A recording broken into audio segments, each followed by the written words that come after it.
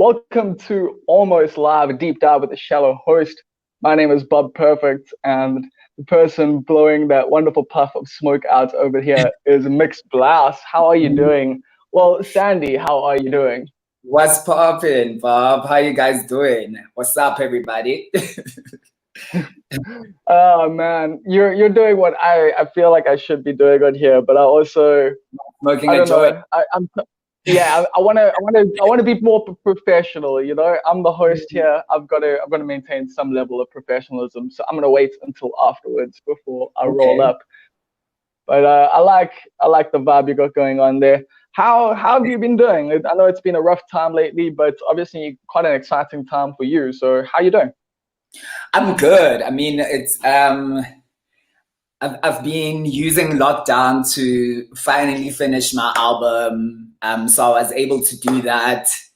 It's a strange time, but I've been able to find ways of trying to put the work out there. I mean, one of the things that I'm sad I couldn't do was to shoot a video for this upcoming album. So I've had to find Can't other you? ways of working around that. Hey, I was gonna say, can't you though? Because like I'm sure there's still some creative ways you I can think get some maybe visuals. now I could, but a couple of weeks ago when I was preparing the album for release, like there was none of that. And I Okay. didn't know what was going to happen, so I had to make other preparations. I think we still don't know what's going on. So Yeah. it's just a smart move to think of other non-traditional ways of putting your work out there instead of the usual, music and then video kind of vibe. Videos on TV. So, do you mind sharing some of what you might be doing? And well, for the first time, I'm working with a publicist. Oh, I did that last year for the festival, and it's quite a thing, hey? Like actually like getting your stuff out there and having like people know what you're doing instead of you just tweeting about it and hoping Yeah, people know. 100%. Yeah, it's different. I'll say that much. You know what I mean? And there's stuff that you can do for yourself, but there's stuff that a publicist can do that you can't do for yourself. I think it's just always better if someone is doing that legwork for you as an artist, instead of you It trying works to. better. It just works better, man, because also, I mean, you just want to be an artist. You don't want to deal with all of the rejections. You get enough rejection as it is, and now you have to get more rejection from the media side. It's just like, I could do with not doing that work. And yeah, I got an Mm. amazing publicist. Her name is Dinwe, who was on the last live. Yeah, might, And might might be a slight reason why you're here, maybe. I'm also trying to link up with agencies like in Europe, since I've toured there before. I thought it would be a market to look into. So we're looking into agencies that can basically distribute the music to the DJs that they have on their database, in Cool. order to be able to tap into that market. Like even when I look at my stats, that's where my market is, yo. And it's I it's was gonna ask, because Europe where you're at. that's I mean, if I look at the statistics, that's where the people are listening to my music at. So I think it's worth focusing on, giving it a little bit more attention, because I've just been focusing on the here and now. So yeah, those How are does it some. Mhm. how does it make you feel though, like seeing that, because I mean your sound is South African. I mean it's its own Oh, thing, and it's got like obviously some international influence, but yeah, how does it make you feel that you're fucked with harder basically in Europe than here? I mean, to be quite honest with you, Bob, I wouldn't say harder. I mean, I'm not a Okay. big artist, and so I think realistically, my audience is. It depends. Like what I've noticed is that when I drop something, I see a lot of pickup in South Africa, but I don't Yeah. know what it is. Maybe South Africans get bored after 2 weeks. And then I just see gradually the international markets just stays with me consistently. Okay. They don't wait for a new drop or all of that. So, I mean, I'm not concentrating on South Africa. I'm just like spreading my focus across the globe as well. Of course, That's because I'd say here in South Africa you've got like a pretty rabid audience. You know, the people who like you really like you. Like you've got a loyal fan base, and so it's definitely not like you're not fucked with here. I was just yeah. wondering about the overseas vibes, but I actually did prepare some questions for you, Oh, and man. we might as well chat about some of them. Both the singles so far, like, Yo, are Robin third floor, essentially. what's good, my nigga? Pardon? What? Just saying sub to Robin third floor up there on the live. Oh yeah, definitely. We're gonna get him on here soon, soon. Yeah, But 100 yeah, both of your singles so far, like, are essentially songs to child to. Is this a love album? songs to Like, chase. come on, tell me those aren't songs that you're gonna put on when you're trying to, like, No, what? get it on, or you're trying to hook up. So this is the thing also. I don't have a lot of dating experience, right? Like Okay. I just suck at that shit. But I do have a lot of flirting experience. So when you say chais, I'm just like, lol, that's like precisely it. So all of these basically, I'd say that the album itself is about connection, a desire for connection. And that connection could be a romantic connection, it could be a platonic connection. And because it's dance music, a lot of these love stories tend to happen on the dance floor. Okay. You know what I mean? And so that's what I was going for. It's really just chilled out dance music and songs about connection. That's what it is. Okay. I mean, I get that. I get that from the two singles that you put out already. I've also noticed with them that there's quite a big future bass influence in the sound. Is that something that runs throughout the album? And is it like, what other sounds are you looking to incorporate there? But Yeah. was this the future bass thing? Was it because of the people you've worked with so far, or is it throughout the album? Because I know Miss You in particular has that like sound, that he plays with a lot. So was that something you wanted? I think you'll pick that up in the music that I worked on with Miss You. There's another single besides the one that's out that we did, which is my favorite. It's called Self Love. So I think you'll pick up that future bass on that track specifically, much more than the rest of the album. The rest of the album is very, like I said earlier, it's like very chilled. Dance music. It's very housey. Okay. I mean, and I think some people that will be watching tonight are probably familiar with Micro Pluto. It's that kind of sound. You know what I mean? I worked with him on 3 tracks, I think it is. I think it was 5 tracks originally, but only 3 of them made it onto the project. And then I did something with Iron Feather as well, who's part of the Subterranean Wavelength stable. And so it's very laid back, sort of Afro-techy in some aspects. But yeah, the future bass element of it is there, but not really. I would say the 2 tracks that you've heard so far are probably the most different in the entire album. The rest are kind of in a similar wavelength. So what made you put these 2 out then as the singles if they're not like representatives above the album? Were they just the best like dance vibes? I don't know what it is about me. Like, I think the business thing to do would be to get people used to a sound that they can pin on you as an artist. Sometimes. I mean, I think people want to know what to expect from you as an artist, you know? But for me, I always feel like, oh no, this sounds different. Let's push this one. You know, I don't know why I do that, but I kind of enjoy that, you know, kind of showing people the different things that can be done by mixed blouse. You know what I mean? I like that there are tracks of mine that are more guaido, and then there are tracks of mine that are cloud rappy, you know? Yeah. I mean, that's So what yeah, I enjoy about your music. I think that's how I think about the singles. With the singles, I always want to showcase the different things that I can do as an artist.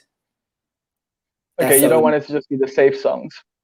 I don't want to. I don't want it to be safe. You, I don't want it to be safe. Maybe things will change one day when Sony decides to sign me or someone, which I won't do, by the way. You mentioned, yeah, you worked with Monsieur and Chad Whitby on Hold Me Down. I saw you've worked with Bakai and that. Jaden Daniel told me the other day that he's done a track with you and stuff. You also shouted out, you know, Cape Town and Durban the other day on Twitter. You always are shouting them out. What is it about coastal kids that you like so much? I mean, I'm originally from Richards Bay, so I'm a coast kid myself. There we go. And the Bay is as coastal as it gets. You know, I'm a coastal kid myself. I don't know. I think, I mean, a lot of what I make is very experimental, and I tend to want to work with people whose work I like. And it just so happens that people whose work I like tend to not be in Joburg. You know what I mean? just like coincidence. It's purely coincidence. Do you think it's an energy thing? I mean, here's Micro Pluto. He's based in Joburg, and you know, and this is the first time I've worked with a Joburg producer. I think it only makes sense because, you know, people come to Joburg to make it in popular culture. So mostly not necessarily doing their own thing. Yeah. So the producers that are here will be people who are trying to make it in that environment. So it's nice for me to be able to tap into, you know, places that are a little bit more experimental than Joburg would be. I actually like that because I was wondering like if it was like a specific conscious choice or like, you know, just certain sounds. Because also like the Bakai guys, I get it. Micro Pluto, yeah, like I get like that sound as well. All of it is kind of coherent, but yeah, those aren't necessarily sounds coming out of Joburg typically. No. Yeah. So what are some of the, you know, advantages and disadvantages of working remotely with producers? Because I like saw in the press release that a lot of the work was done remotely. So I assume bouncing tracks back and forward, giving notes. What's that process like? It's difficult. It's really difficult. Like there's so much to be said for being in the same space with someone and working on something. You know, I tend to think of like all the work that I've done with Tor Rixon, and it's been amazing because we've always been in the same space. And also being in the same room with Tor is a vibe. Like you're gonna pick up that energy. I love it so much. I love him so much, you know.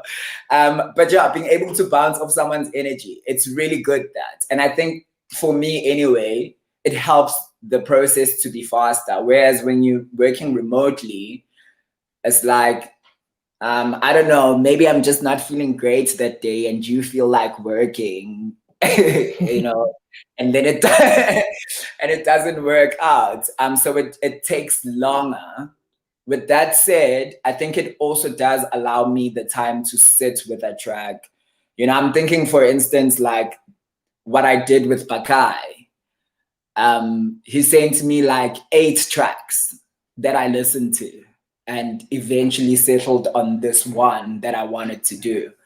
So I think there are advantages to it in that way, in the sense that you can sit. Gives you a bit more time to breathe. 100%. You have the time to think things through rather than just. But is that not also a problem?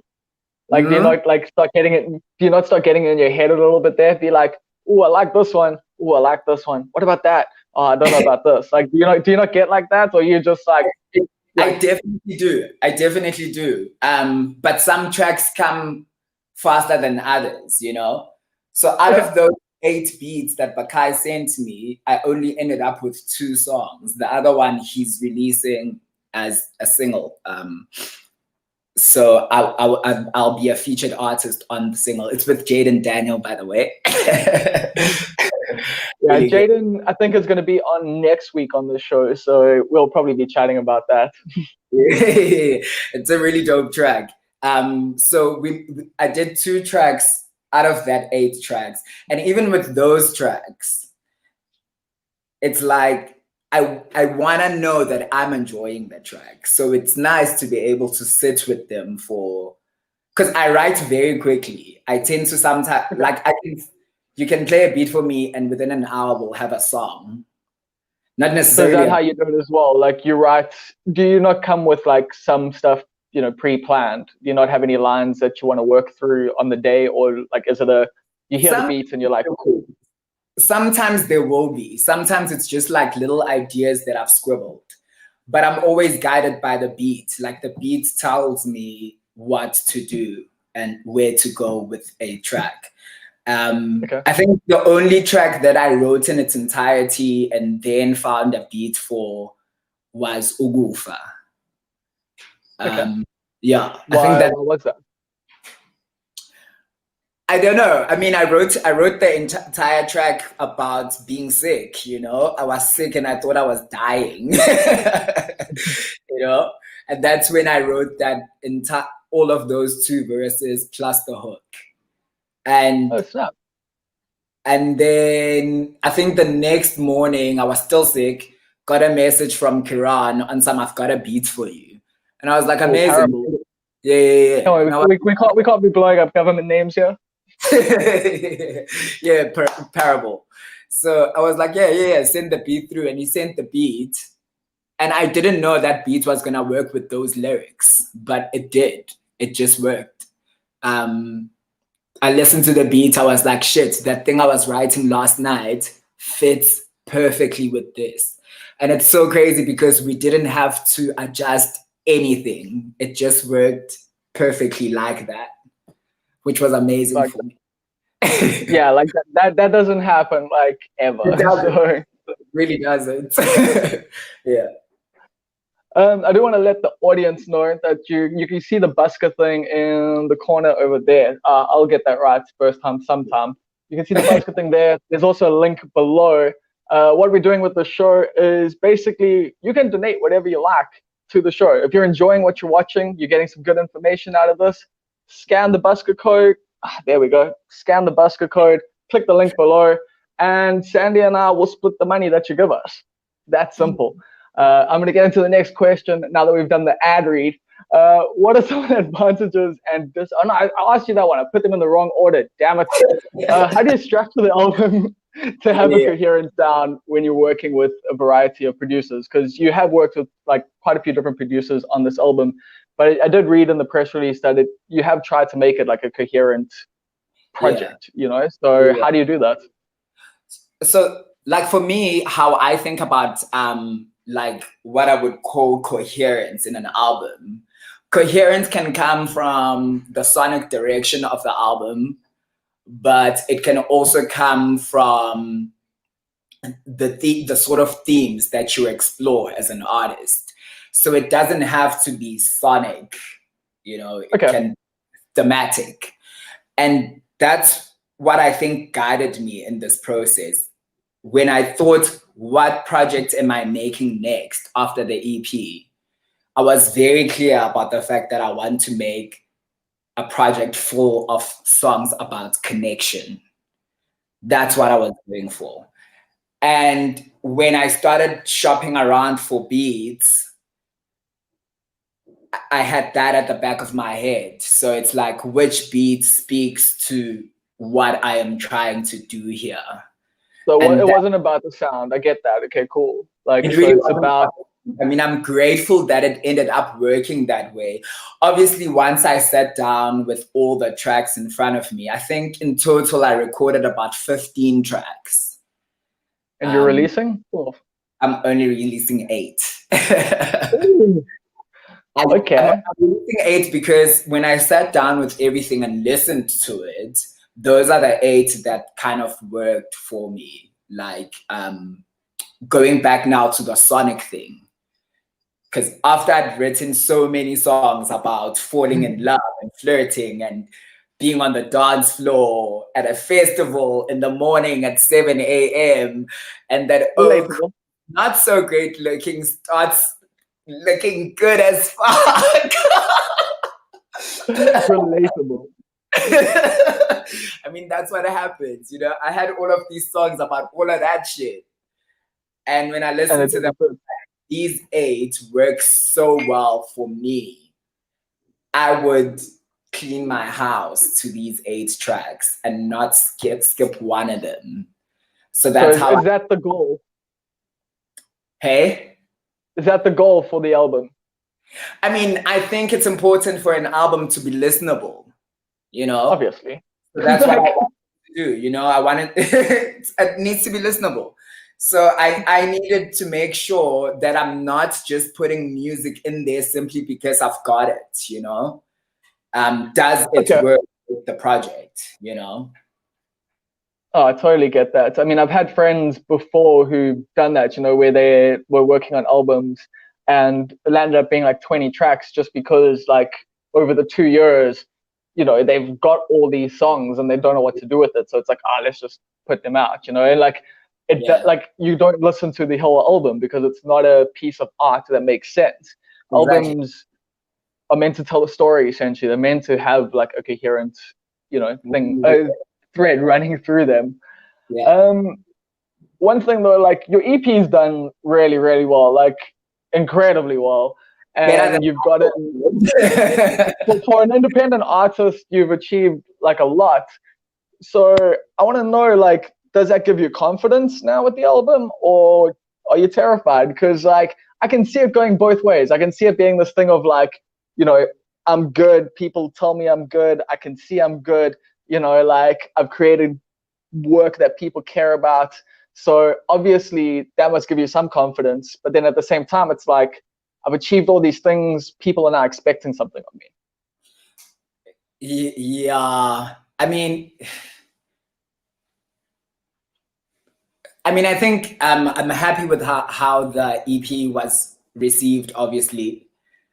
And I think with the second project, it's just, I think every artist fears this. Like, do you grow your Yeah. audience or do you lose the ones that you already have? You know what I mean? I think I it's think that's meant to come on like your fourth album. Like,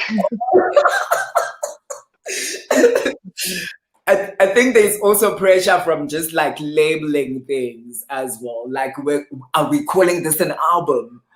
Shit. Like, you're yeah, fucked. If your first album sucks, like, what the fuck, bro? What are you doing? yeah, your career's kind of dead in the water after that. Like, if your first album sucks, like you're not getting a second album. I mean, I guess these days you can. Like, it's very Yeah, different to back in the you're not day when trying someone was to buying like and paying for it.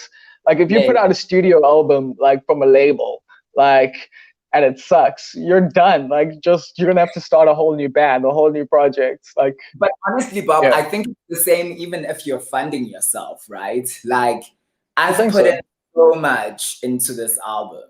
I've I put in can imagine. like besides just the work, just financially. And It's not cheap. Like, it's not cheap in the slightest to put out an it's album. it's such a huge investment. And if it fails, that's gonna fucking break my heart. But more than anything, I think it's just about keeping that audience that I've got and maybe growing it a little bit. I think with Remix, the EP, it was about introducing myself to everyone. Yeah. But with this, it's like, this is the music I want to be making. This is what I want. This is how I want a bigger share of people to understand who I am as an artist. So that's Would very. you Mhm. would you say remix was kind of like the first date? You know, you're getting to know each other. You're like, hey, this is my my good side, the side you're gonna like. And then now with the album, you're like, here's what I actually am, and I hope you still like me. That's so funny. It's so funny you should say that, actually, because like, I've got a tough exterior, right? I think like when I'm walking around, I've got this tough exterior, and I felt like remix was like that. It was like so pantula, so hardcore. And this album is like really just sweet. It's just like, I'm mushy, I'm feeling mushy, and I just want to dance with you. You know what I mean? And maybe make this thing work. We'll see. I don't know how. Maybe we can. Yeah, that's such a good. Yeah, that's a good way of putting it. Thanks for that. I'm gonna use that in future. Oh, please do, just a young quote.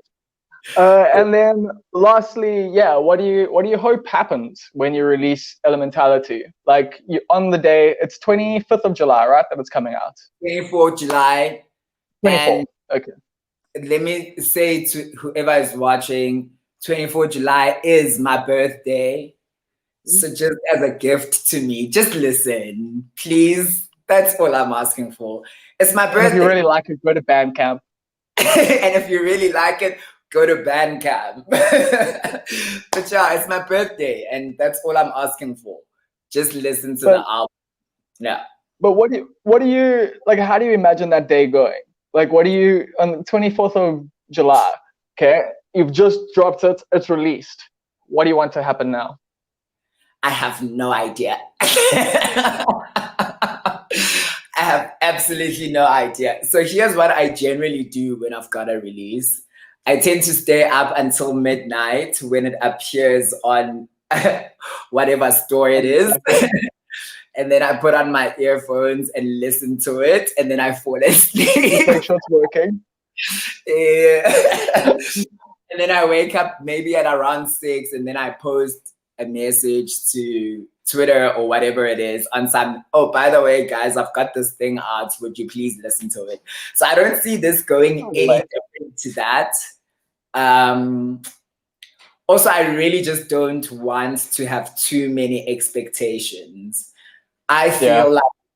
feel like together with the people that I work with, I think we've done the best that we think is the best. You know what I mean? I'm really enjoying listening to my album, and all I I mean, want that's is, a good sign. Like, I really enjoy it. I really do. I listen to it all the time. But it's my album. Duh, I'm gonna do that. So I hope. and not everyone does that at all. Some people are like, fuck it, like that's done. I'm happy it's out there. You enjoy it now. Yeah. So that you enjoy your music is a vibe. I think that the other thing for me is that I really do just make music that I like listening to. I like listening to what I've done, what we've made. And if other people like it as well, yo, that would make me so happy. Would make me so, so happy. On my birthday. Don't forget that. On my birthday. Yeah. Well, I think everyone's gonna give you a wonderful birthday present. That you're actually giving us a birthday present. It's kind of like a Jesus situation there, you know, like giving. Yeah. How amazing is the artwork that Hannah Shone did for that? Did you see the artwork? I did. It is fantastic. Hannah is also someone who I'm going to get on the podcast at some point. So, yeah, definitely. Well, thank you so much for your time, Sandy. This has been a fun chat. If people do want to hear more of us talking, we did do a podcast nearly a year ago here in Durban. So you can go listen to that on the podcasting platform of your choice. Where can people find you? When can people find me? What? Yes. How do you mean? on the internet. Like if people want to follow you, you know, the likes, subscribes, all those things. We're at that point of the interview now. Oh, I hear. Okay, so I mean, you can just look for Mix Blouse on whatever streaming service you're on. My music is all over the place. Or at Sandy Blouse, which is SANDI Blouse, as in shirt. Sandy Blouse. So Sandy le without the le and blouse. That goes for Twitter. That goes for, what's the other one again? Instagram. I think we're ending this just so that joint is hitting. I like it. There's also a third one. What is it called? The blue one. Facebook. But you Mix Blouse on Facebook, but cool. Cool. If you want to support the show, a reminder that there's Busker up in the corner there. There's links down at the bottom. You can give us money. I will be splitting it half and half with Sandy and with all guests on the show and with the podcast. So anyone who you would like to give money to, just write their name after you click the Busker thing, and I will make sure that they get some money, because we're all struggling. Artists at the moment are having a hard time. So yeah, it would be nice to have if a I little bit of play money it in the now, pocket. you're gonna hear it, Bob. I don't know how these things work. Okay. Wait, are we going to do like a little exclusive thing, or what do you want to do here? I wanted to play you this song though. Can you hear it? Wait, I can hear it. I don't know if the audience can hear it, but Ask them. What are they saying? Are they telling us if they? let us know. Can you guys hear this? Can you hear it? I can hear it.